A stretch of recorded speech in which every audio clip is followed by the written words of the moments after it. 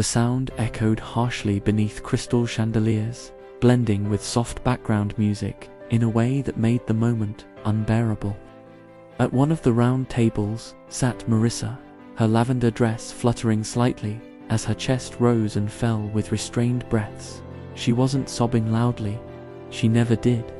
Marissa was the kind of woman who had learned to bury her pain quietly, the same way she had buried years of judgment, whispers, and cruel stares. This day was meant to be joyful, a wedding, celebrating her cousin's happiness, but instead, it felt like her heart was shattering under 100 unseen eyes. Her fingers clenched the edge of the table, knuckles paling, as nearby guests pointed and laughed. They either didn't notice her distress or didn't care. Marissa lowered her gaze, blinking back tears, wishing she could vanish. Marissa had always been the biggest woman in the room. Rarely did people notice her kindness, her warmth, or her habit of finding beauty in small, quiet moments. They noticed her body first. To them, her shape didn't belong in elegant dresses or framed photographs. High school had trained her to expect judgment, but she had believed adulthood would hurt less. Tonight proved otherwise. Bridesmaids in matching lilac gowns whispered behind polished nails, giggling into champagne glasses. Every time Marissa looked up, she caught their eyes scanning her with mockery. Earlier, a groomsman had leaned close, pretending to help, only to joke about her chair needing reinforcement. His laughter had followed him as he walked away.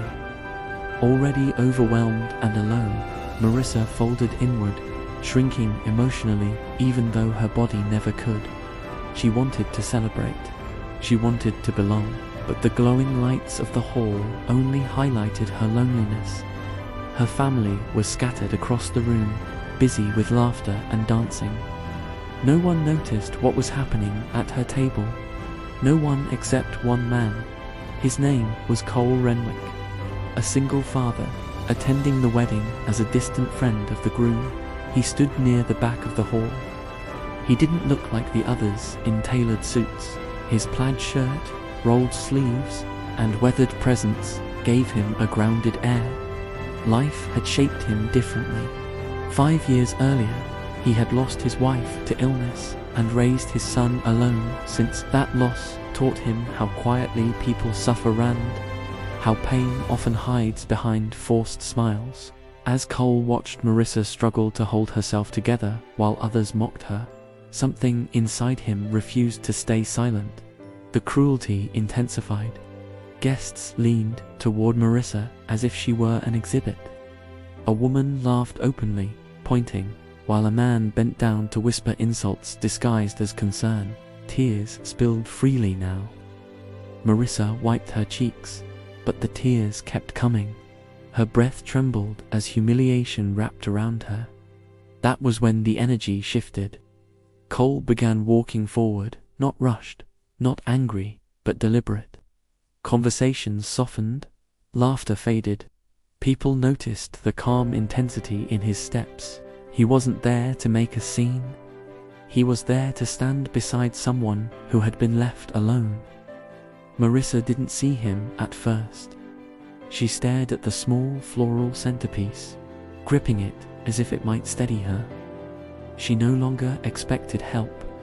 Then a final cruel joke was whispered about big girls needing bigger tables, followed by sharp laughter, and suddenly silence. Cole stopped beside her chair, placing a steady hand against its back. He didn't touch her, yet his presence was grounding. His eyes met the group's, firm and unflinching. Shame flickered across faces. People stepped back.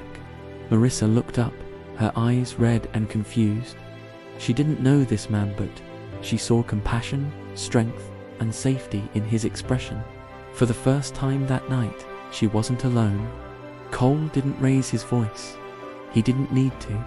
He simply stayed. The room felt different. The mockery dissolved. Cole pulled out the empty chair next to Marissa and sat down quietly, offering nothing but respectful presence. That alone told her everything she needed to hear. You matter. Later, he suggested a short walk outside. In the cool air, they spoke softly about loss, healing, and resilience.